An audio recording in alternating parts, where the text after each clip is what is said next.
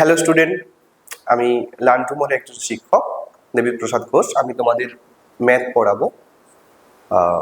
তোমাদের second terminal খুবই কাছে, তো সেই হিসাবে আমরা গুরুত্বপূর্ণ যে চ্যাপ্টারগুলো আছে সেগুলো আমরা কনসেপ্ট ক্লিয়ার করে তার প্রবলেম সমস্তটাই আমরা ভিডিওর মাধ্যমে তোমাদেরকে দেখাবো। তো ভিডিওটা প্রথম থেকে শেষ পর্যন্ত থাকো, আশা করি কনসেপ্ট ক্লিয়ার হয়ে যাবে। কারণ তোমরা দেখেছো নিশ্চয়ই, এতদিন ফার্স্ট টার্মিনাল কেটে গেছে, তো এরপর দেখেছো তোমরা যে প্রিভিয়াস ইয়ারের কোশ্চেন দেখেছো। প্রিভিয়াস ইয়ার মানে মাধ্যমিকের যে প্রিভিয়াস ইয়ারের কোশ্চেন। তো প্রিভিয়াস ইয়ারের কোশ্চেনে কি আছে না, আমরা দেখছি প্যান্ডেমিকের পর থেকে একটা ট্রেন্ড চলছে কিরকম না, কনসেপ্ট যদি না ক্লিয়ার থাকে, চ্যাপ্টারগুলোর কনসেপ্ট যদি না ক্লিয়ার থাকে, তাহলে কিন্তু আমরা সব কোশ্চেনের অ্যান্সার দিয়ে আসতে পারবো না। আর আমরা চাই লান্টুমোরের শিক্ষক হিসাবে বা লান্টুমোর চ্যানেল থেকে যে তোমরা আমাদের ভিডিও থেকে উপকৃত হও, ঠিক আছে, এবং পরীক্ষায় ফুল মার্কস পেয়ে এসো, এটাই আমাদের কাম্য থাকবে। ঠিক আছে, তো ভিডিওটা প্রথম থেকে শেষ পর্যন্ত থাকো এবং লাইক শেয়ার কমেন্ট এগুলো করে দেবে। এবং ভিডিও শেষে যদি ভিডিওটা আমাদের ভালো লেগে থাকে তাহলে সাবস্ক্রাইব করে রেখো, নেক্সট ভিডিও যাতে তুমি সহজেই পেয়ে যাও। ওকে, আর বেশি কথা বাড়াবো না, আমরা ডিরেক্ট একদম পরিমিতির যে চ্যাপ্টার আছে তোমাদের এবার সেকেন্ড টার্মিনালে যেটা পরীক্ষা হবে, গোলক, এই গোলক নিয়ে, গোলক টপিকটা নিয়ে বা গোলক চ্যাপ্টারটা নিয়ে আমরা একটু কনসেপ্টটা বলে দিই, তারপর কিছু অঙ্ক করাবো। ঠিক আছে, তো চলো। তো গোলক কি? অ্যাকচুয়ালি গোলক বলতে আমাদের মাথায় কি আসে, যে একটা গোল আকৃতির কিছু একটা জিনিস, তাই তো? তো গোল আকৃতির জিনিস মানে কি? ধরো তুমি এমনি ক্রিকেট খেলো, ঠিক আছে, বা ক্রিকেট না খেলেও ফুটবল দেখেছো, ঠিক আছে, যে ক্রিকেটের যে বল বা ফুটবল যেটা, এই সবকটাই কি গোলক, একটা ঘন বস্তু। গোলক হচ্ছে একটা ঘন বস্তু। কিরকম ঘন বস্তু না, এর গোলাকার। ঠিক আছে, যেমন বল, ক্রিকেট বল, ফুটবল, বা তোমাদের স্কুলে যেসব অ্যানুয়াল স্পোর্টস হয়, অ্যানুয়াল স্পোর্টসে কি হয়, শর্ট পাট হয় না? তো শর্ট পাটটা কি, লোহার বল, একটা নিরেট বল, তাই তো? আর ফুটবল বা এই যে প্লাস্টিক বল, এগুলো কি সব ফাঁপা বল। যাই হোক, কিন্তু আকৃতিটা কিরকম, গোলাকার, অর্থাৎ ওটাকে আমরা কি বলছি, গোলক। তো ঘনবস্তু মানে কি? ঠিক আছে, ঘনবস্তু মানে হচ্ছে যার তল আছে, অর্থাৎ আমরা একটা বৃত্ত, এটা কি একটা বৃত্ত, তো বৃত্ত একটা সমতলিক চিত্র, তো সেটাকে সেই জন্য আমরা এই যে বোর্ডের মধ্যে কিন্তু আঁকতে পেরেছি। যদি একটা গোলক বলি বা একটা ঘন কোনো একটা বস্তু বলি, সেটাকে কিন্তু আমরা এই বোর্ডের মধ্যে আঁকতে পারবো না, তাই তো? কেন আঁকতে পারবো না? কারণ তার 3 ডাইমেনশন যে চিত্রগুলো, সেগুলো আমরা কোনোভাবেই এই বোর্ডে বা খাতাতে আমরা কোনো মতেই আঁকতে পারবো না। তো দেখা যাক, এই যে গোল আকৃতিটা, অর্থাৎ কি, এটা একটা বৃত্ত বা গোলক, এটাকে আমি গোলক ধরেই চলছি। ঠিক আছে, তো এর কি থাকবে, একটা বৃত্ত মানে এর একটা কেন্দ্র থাকবে, তাই তো? একটা কেন্দ্র আছে, এ ধরো একটা কেন্দ্র, ঠিক আছে, বৃত্তের কেন্দ্র হচ্ছে এটা। তো বৃত্তের কেন্দ্র থেকে পরিধি পর্যন্ত যেটা আমরা টানি, যে রেখাটা, তাকে কি বলা হয়, ব্যাসার্ধ। ব্যাসার্ধ, এটাকে আমরা কি দিয়ে ডিনোট করি, আর। আর কেন, রেডিয়াস। ঠিক আছে, তো গোলকের ব্যাসার্ধ হচ্ছে আর। ঠিক আছে, গোলকের ব্যাসার্ধ হলো আর। এবার এই যে গোলক নিয়ে আমরা আলোচনা করছি, অর্থাৎ ঘনবস্তু নিয়ে, আমরা তো জানি যে এই যে পুরো যে বৃত্তটা, এর ক্ষেত্রফল কত আমরা জানি, তো আগে পড়েছি আমরা। কিরকম হয় না, বৃত্তের ক্ষেত্রফল হয়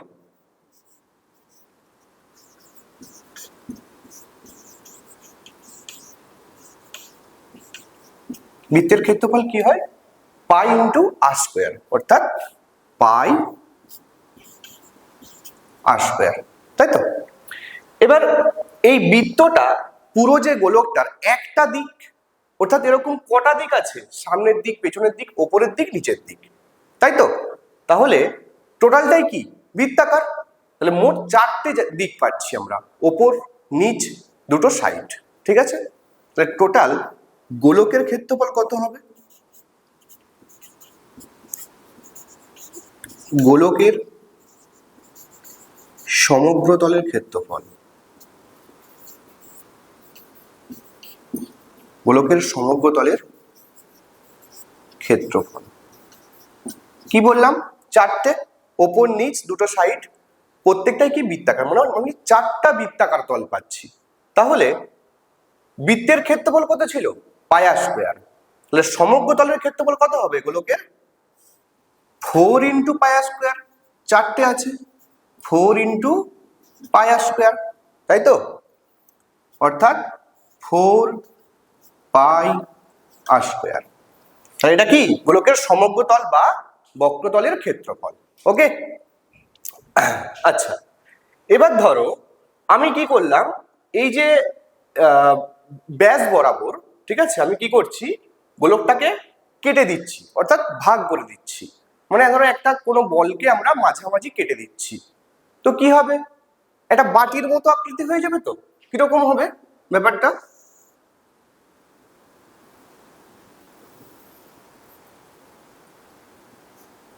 এরকম ব্যাপারটা চলে আসবে তো, নাকি? তো এই যে ব্যাপারটা আসবে, এটা কি এই গোলকটারই তো অর্ধেক, তাই না? তো এই গোলকটার অর্ধেক যেহেতু, এই যে বক্রতলটা, এটাকে কি বলা হয়? নিচের দিকটা এই যে বেঁকে যাচ্ছে, এটা বলছে বক্রতল। এটা হলো বক্রতল। আর এই উপরের দিকটা যেটা কাটা হচ্ছে, যে উপরের যে গোলাকার যে অংশটা, এটাকে কি বলছি আমরা? সমতল। এটা হচ্ছে সমতল। ঠিক আছে, মানে একটা গোলককে যদি আমি ভাগ করে দিই বা হাফ করে দিই, সেটা কি হয়ে যায়? এটা হচ্ছে অর্ধগোলক। এটা কি? একটা অর্ধগোলক।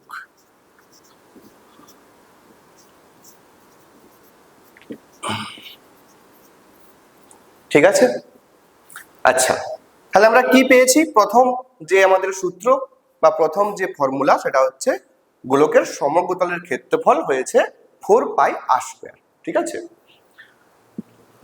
এটাকে তুমি সমগতলও বলতে পারো, সমগতল বা বক্রতল, তাই তো? বা বক্রতল। ঠিক আছে, বক্রতলের ক্ষেত্রফল হচ্ছে 4 পাই আর স্কোয়ার। এবার বলো তো, এইটা কত ছিল? 4 পাই আর স্কোয়ার। ঠিক আছে, নিরেট অর্ধগোলক, একটা অর্ধগোলক, এটা হাফ করে দিয়েছি, তো এর ক্ষেত্রফল কত হবে? কত হবে? এই যে যদি বক্রতলটা বলি, দুটো তল, এইটা একটা, এটা একটা, ঠিক আছে, যদি শুধু বক্রতল বলি আমরা, যে নিরেট গোলকের, নিরেট অর্ধগোলকের, অর্ধগোলকের, অর্ধগোলকের বক্রতলের ক্ষেত্রফল,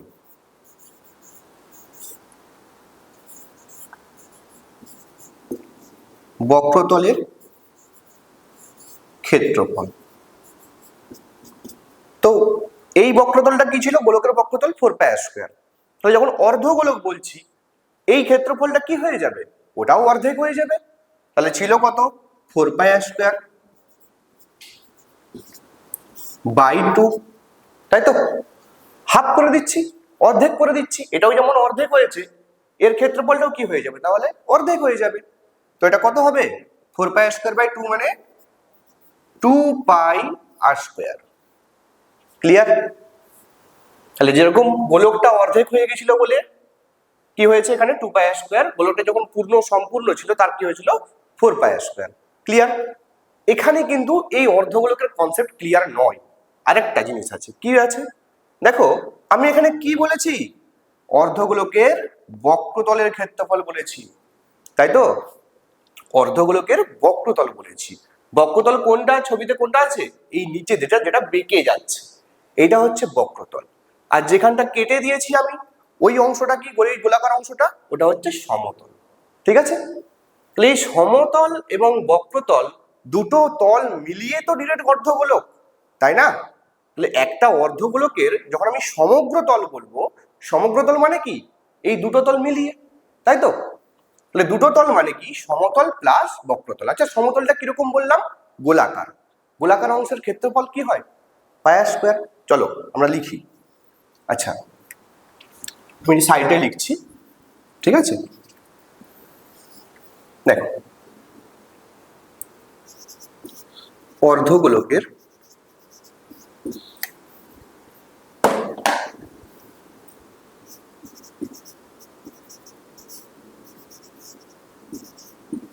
অর্ধগোলকের সমগ্র তলের ক্ষেত্রফল।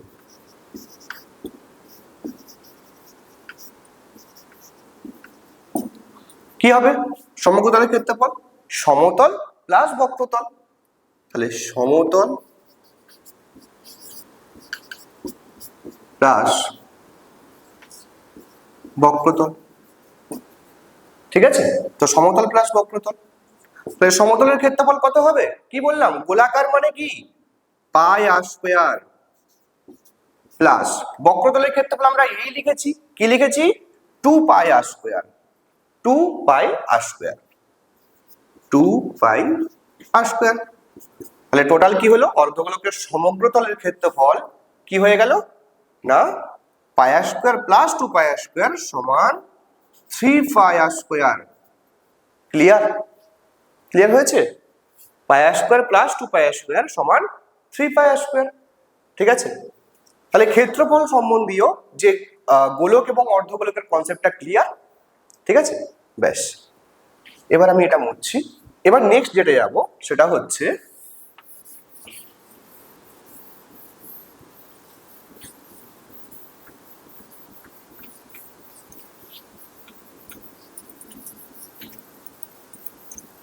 দেখো, এবার আমরা যেটা যাচ্ছি যে আয়তন। আয়তন কি? কোন একটা ঘনবস্তুর আয়তন কি আগে সেটা জানতে হবে। যে এই যে ধরো একটা গোলক, ঠিক আছে, গোলকের মধ্যে ধরো একটা ফুটবল, ঠিক আছে, তো ফুটবলের মধ্যে কি হয়? ফুটবলে যদি না বাতাস থাকে, মানে হাওয়া যদি না থাকে, কি হয়? চুপসে যায়। তো তাতে কি হয়? আমাকে হাওয়া দিতে হয় ফুটবলে, তবে তো সেটা ফুলে ফেপে ওঠে। তো ওই গোটা ওই যে ফুটবলটার মধ্যে কতটা পরিমাণ বায়ু থাকতে পারবে, কতটা পরিমাণ থাকতে পারবে, তার যতটা ভলিউম, তাই তো, যতটা সে ফাঁপা, ঠিক কি না? তো সেটাই হলো তার আয়তন, অর্থাৎ কোন একটা ঘনবস্তুর মধ্যে কতটা পরিমাণ বস্তু আছে তার ভেতরে, তার ধারণ ক্ষমতা কতটা, সেটাই হলো তার আয়তন।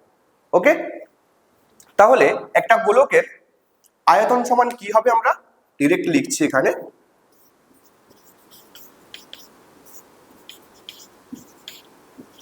গোলকের আয়তন।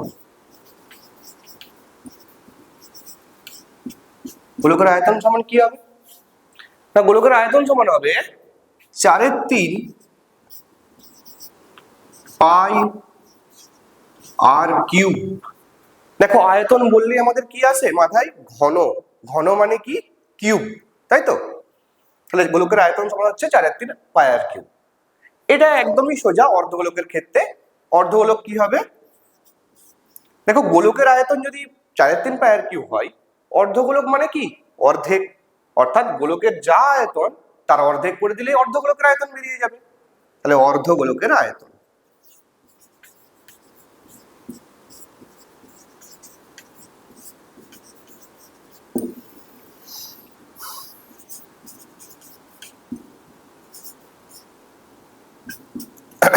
অর্ধগোলকের আয়তন কি হবে? এই যেটা আছে 4/3 পাই আর কিউব ডিভাইডেড বাই 2, তাই না? গোলকের আয়তন যদি 4/3 পাই আর কিউব হয়, তাহলে অর্ধগোলকের আয়তন কত হবে? সেটার হাফ। এটার হাফ করে দিলে কত হচ্ছে বলো? 4/3 ইন্টু 1/2। এটা বাই 2 ছিল, এর নিচে কিছু নেই মানে কত? 1 আছে, তাই তো? এর নিচে কিছু নেই মানে 1 আছে। তো ভাগ যদি এটা থাকে, গুণ করলে কি হয়ে যায়? উল্টে যায়। উল্টে যায় মানে 1/2 হয়ে গেল। ঠিক আছে, ইন্টু পাই আর কিউ, পাই আর কিউ। ঠিক আছে, তাহলে এটা কত হচ্ছে? কাটাকাটি করলে 2 হয়ে যাচ্ছে, মানে 2/3 পাই আর কিউ। ঠিক আছে, ক্লিয়ার? আচ্ছা, তাহলে আমাদের প্রত্যেকটা ঘনবস্তু যখনই আমরা পড়বো, তোমাদের জন্য যে কটা চ্যাপ্টার আছে ফার্স্ট টাইমে তোমরা পড়েছো, আয়ত ঘন পড়েছো, লম্ববৃত্তাকার চোঙ পড়েছো, তো প্রত্যেকটা ক্ষেত্রে কি কি দেখেছো? যে দুটো করে কনসেপ্ট আছে। কি কি? একটা হচ্ছে সমগ্রতল বা বক্রতলের ক্ষেত্রফল, অর্থাৎ সমগ্র তলগুলোর ক্ষেত্রফল একটা, আর একটা হচ্ছে আয়তন। এই দুটোর মধ্যেই কিন্তু আমরা সমস্ত অঙ্কগুলো পেয়ে যাব, একটা ক্ষেত্রফল একটা আয়তন। ওকে, চলো তো আমরা এই সংক্রান্ত, এই গোলক সংক্রান্ত কিছু মানে কিছু প্রবলেম তো করাবোই, তার আগে আমি আরেকটা কনসেপ্ট শুধু ক্লিয়ার করে নিই, একদম ইজি। ঠিক আছে, গোলকের ক্ষেত্রে এটা কিন্তু বিভিন্ন অঙ্ক আসে, হ্যাঁ, বিভিন্ন বড় কোশ্চেন কিন্তু দিয়ে দেয়। যখন ধরো 3 নম্বরের কোশ্চেন বা 4 নম্বরের কোশ্চেন যদি দেয়, তো সেখানে কি এই প্রবলেম কিন্তু দেয় মাঝে মধ্যে। কিরকম ব্যাপারটা, ধরো ফুটবল একটা, ঠিক আছে, তো ফুটবলের মধ্যে ওই যে ওপরের যে অংশটা থাকে, মানে যেটা ফুলে ওঠে, ওটা কি একদম পাতলা? না, ওটা কি হয়, একটু পুরু হয়। তো ওই যে কাপড়টা কি হয়, একটু পুরু হয়। ওই নাইলনটা কি হয়, একটু পুরু হয়। পুরু মানে কি হচ্ছে, কেন্দ্রটা একই থাকছে, তাই তো, কেন্দ্রটা ফিক্সড। কি হচ্ছে, এই ভেতরের দিকের একটা অংশ, আমরা একটা ভিতরের দিকে একটা বৃত্ত পাচ্ছি, আর সেম ভাবে এই বাইরের দিকেও আমরা একটা বৃত্ত পাচ্ছি। ঠিক আছে, তাহলে ভেতরের দিকে একটা বৃত্ত পাচ্ছি, বাইরের দিকে একটা বৃত্ত পাচ্ছি। এইটুকুটা কি, এইটুকুটা হচ্ছে এইটুকুটা হচ্ছে এর বেধ, অর্থাৎ কতটা পুরু বা কতটা মোটা এই নাইলনটা, তার মধ্যে তো হাওয়াটা ভরছি, তাই না? তা দেখো, এই যে ভেতরের যে বৃত্ত আর বাইরের যে বৃত্ত, দুটোর কি ব্যাসার্ধ এক? কখনোই না, কখনোই না, কারণ এটা ছোট, এটা বড়। অর্থাৎ এই যে ব্যাসার্ধটা, এটা এই বৃত্তের ব্যাসার্ধ, এটাকে কি বলছি আমরা, ভেতরেরটাকে বলছি ভেতরের ব্যাসার্ধ সমান কি অন্তর ব্যাসার্ধ। কি বললাম, অন্তর ব্যাসার্ধ। ঠিক আছে, আর বাইরের যে বৃত্তটা আছে, বাইরের ব্যাসার্ধ, বাইরের ব্যাসার্ধ সমান হচ্ছে বহিঃ ব্যাসার্ধ।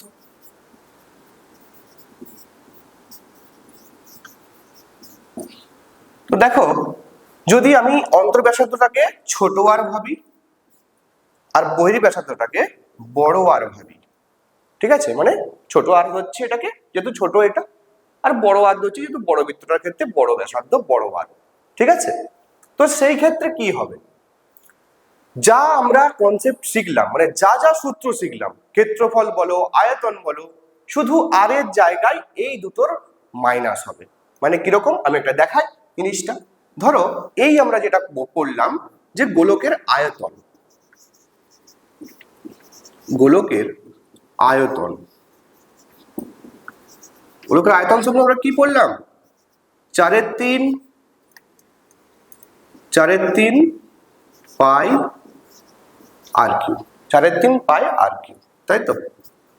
এবার কি বলেছি, যে এই দুটোই ব্যাসার্ধ, এটাও ব্যাসার্ধ এটাও ব্যাসার্ধ, একে আমরা কিভাবে লাগাবো এখানে না, 4/3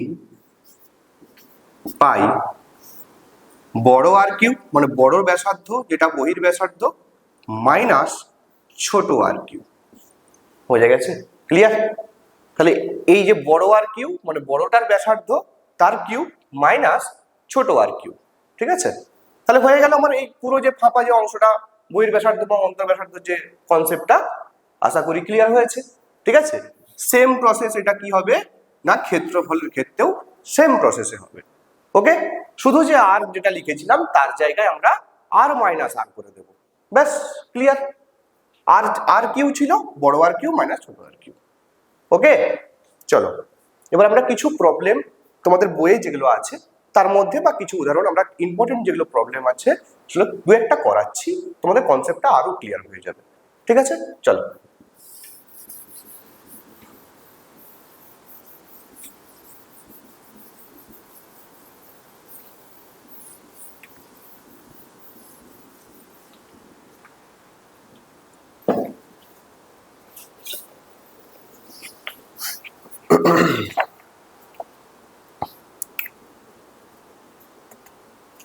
ঠিক আছে, চলো আমরা একদম কষে দেখি যে প্রথম যে অঙ্কটা আছে, এই যে 12 chapter, page number 183, page number 183।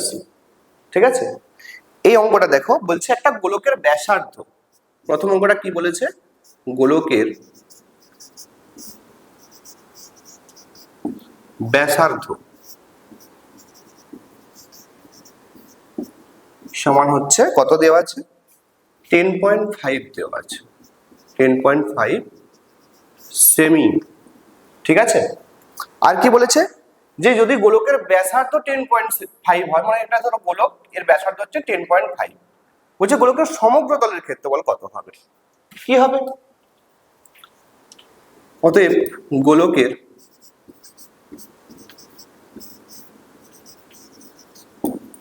সমগ্র তল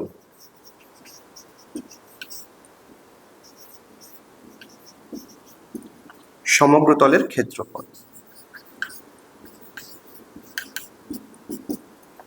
আমরা কি জানি সমগ্র তলের ক্ষেত্রফল সমান 4 পাই আর স্কয়ার, 4 পাই আর স্কয়ার, তাই তো। তাহলে 4 পাই আর স্কয়ার মানে আমরা বসিয়ে দিই 4 ইন্টু পাই মানে কি জানি 22 এর 7, 22/7 ইন্টু আর স্কয়ার বলেছে মানে 10.5 ইন্টু 10.5। এটা নিশ্চয়ই কিভাবে হলো বলতে হবে না, কারণ আমরা স্কয়ার মানেই জানি দুটো সংখ্যার একই সংখ্যার গুণফল, তাই তো। তো কি হবে, এটা পয়েন্ট তুলে দাও, 10 10 কাটাকাটি করবে, ঠিক আছে, কাটাকাটি করলেই তোমাদের অ্যান্সার চলে আসবে। ঠিক আছে,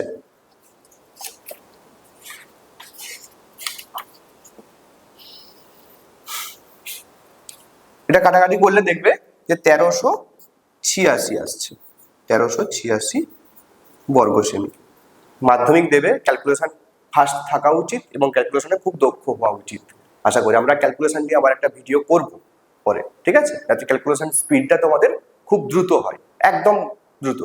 ঠিক আছে, কারণ মাধ্যমিকে তুমি যদি ক্যালকুলেশনের সময় লাগিয়ে দাও তাহলে কিন্তু বাকি অঙ্কগুলো চিন্তা ভাবনা করার সময় কিন্তু থাকবে না। ঠিক আছে, তো এটা সলভ করবে, দেখবে চলে আসছে 1386 বর্গ সেমি। ওকে, তাহলে কিভাবে হলো বুঝে গেছে, কনসেপ্ট ক্লিয়ার। ঠিক আছে, চলো নেক্সট অঙ্কে যাই আমরা।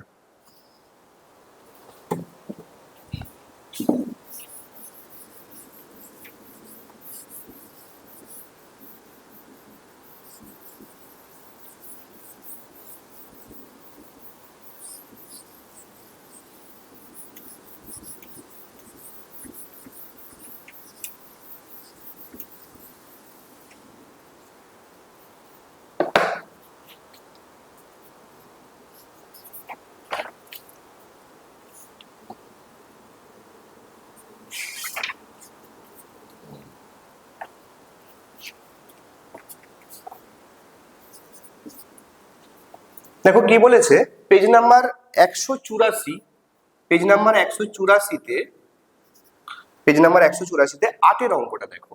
8-এর অঙ্কটা কি বলেছে, যে আমি লিখে দিই অঙ্কটা একটু, ঠিক আছে।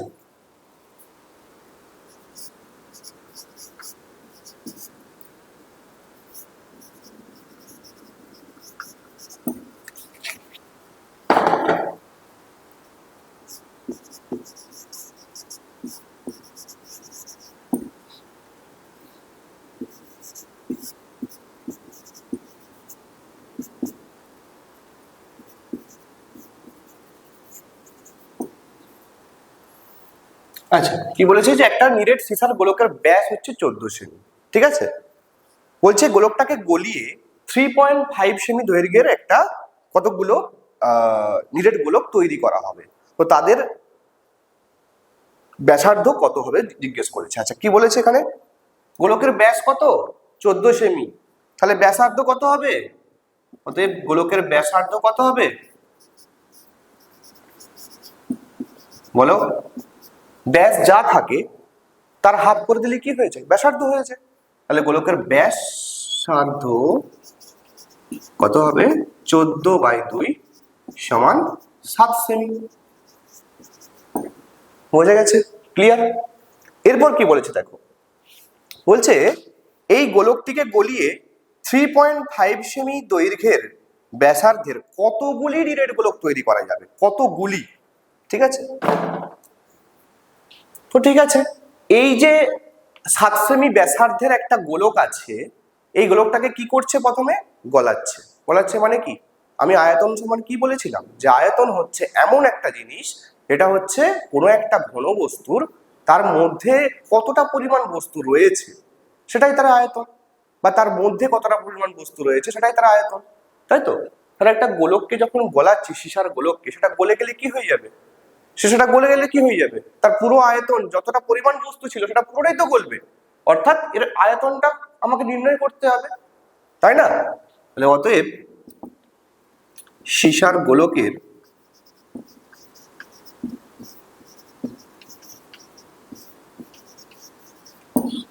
আয়তন কত হবে? সীসার গোলকের আয়তন বলো। আমরা আয়তনের সূত্র কি জানি? 4/3 পাই আর কিউ, তাই তো?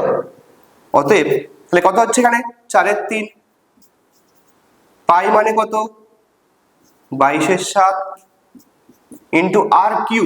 আর কত বেরিয়েছে? এটা আর কত বেরিয়েছে? ব্র্যাকেটে আর লিখে দিচ্ছি, একই ব্যাপার। ব্যাসার্ধ কত? 7, তাহলে 7 হোল কিউব। ক্লিয়ার?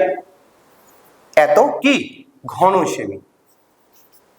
ঘন সেমি, কারণ আমরা আয়তনের একক কি লিখি? সবসময় ঘনতে লিখি, আর ক্ষেত্রফলের একক বর্গতে লিখি, তাই তো? এটা জানা আছে প্রত্যেকের। চলো, তারপর বলেছে কি, যে এই গোলকটাকে গলিয়ে 3.5 সেমি দৈর্ঘ্যের ব্যাসার্ধের নিরেট গোলক তৈরি করছে, এবং সেটা কতগুলো করবে? আচ্ছা, 3.5 সেমি ব্যাসার্ধের যে গোলক তৈরি করছে, তার আগে আমাকে কি জানতে হবে? আয়তনটা জানতে হবে।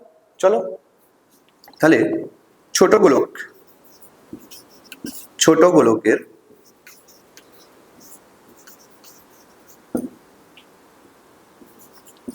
ব্যাসার্ধ, ছোট গোলকের ব্যাসার্ধ কত দিয়েছে? 3.5 সেমি, তাই তো? ছোট গোলকের ব্যাসার্ধ হচ্ছে 3.5 সেমি, ঠিক আছে? তাহলে এর আয়তন কত হবে? একই উপায়, একই নিয়ম, একই সূত্র, তাই তো? তাহলে ছোট গোলকের আয়তন কত হবে? 4/3 ইন্টু 22/7 ইন্টু 3.5 তার হোল কিউব, তাই তো? এত ঘন সেমি।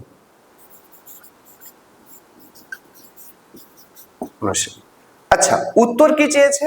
যে কতগুলি তৈরি করা যাবে, অর্থাৎ এটা হচ্ছে মূল যে বড় যে গোলকটা তার আয়তন, আর এই আয়তনটা কোনটা? না, ছোট গোলকের আয়তন, ঠিক আছে? তো এরকম কতগুলো ছোট গোলক তৈরি করা যাবে এই আয়তনটাকে কাজে লাগিয়ে। মানে এই আয়তন থেকে আমরা যদি এরকম এক একটা করি, এক একটা আয়তনের এরকম গোলক, এরকম কতগুলো তৈরি করা যাবে? তো কি করতে হবে? সবাই বুঝতে পারছো যে বড় গোলকের যে আয়তন বেরিয়েছে, এবং সেটাকে ভাগ করতে হবে কি দিয়ে? ছোট গোলকের আয়তন দিয়ে, তাই তো? করে দাও। অতএব মোট গোলক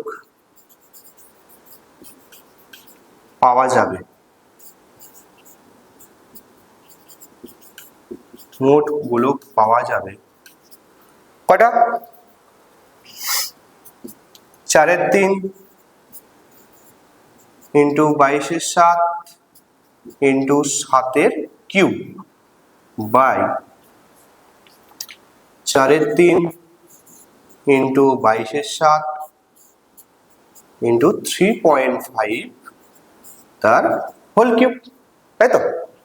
তো দেখো 4/3 কেটে যাচ্ছে, 22/7 কেটে যাচ্ছে, ঠিক আছে?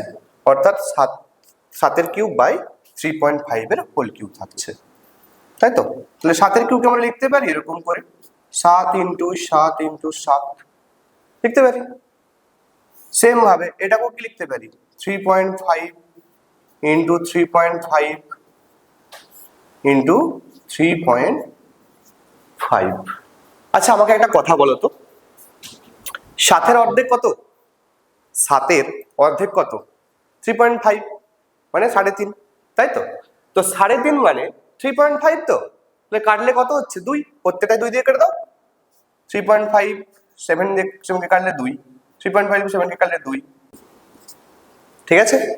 2 ইন্টু 2 ইন্টু 2 কত হবে? 8। অতএব তাহলে কত হচ্ছে 8টি। উত্তর লিখে দেবে যে আমরা কতগুলি গোলক পাবো না 8টি গোলক পাবো। ঠিক আছে, ক্লিয়ার।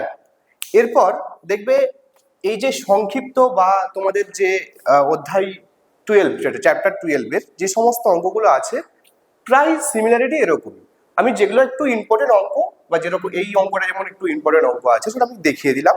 এছাড়া তোমাদের ডাউট যদি কোনো কিছু থাকে তোমরা আমাদের ভিডিওর কমেন্টে লিখতে পারো, ঠিক আছে, আমি সেটা সলভ করে দেবো। বা কোনো একটা পার্টিকুলার যে চ্যাপ্টার ধরো দ্বিতীয় পর্যায়ক্রমিকে যেটা হবে, যে সমস্ত চ্যাপ্টারগুলো যেটা ডাউট আছে আমাদেরকে জানাবে কমেন্টে, আমরা সেটা নিয়েও পরবর্তী ক্ষেত্রে ভিডিও করে দেবো। এবং এই সম্পর্কিত পরিমিতি সম্পর্কিত বিভিন্ন যে প্রবলেমগুলো আছে এই টার্মিনালে, সেকেন্ড টার্মিনালে, সেটা আমরা করিয়ে দেব। ওকে, তো থ্যাংক ইউ। ভিডিওটা সাবস্ক্রাইব করে দিও। ধন্যবাদ। ভিডিওটি ভালো লাগলে লাইক করুন, আরও ভিডিও দেখতে সাবস্ক্রাইব করুন, আমাদের চ্যানেলের সাথেই থাকুন।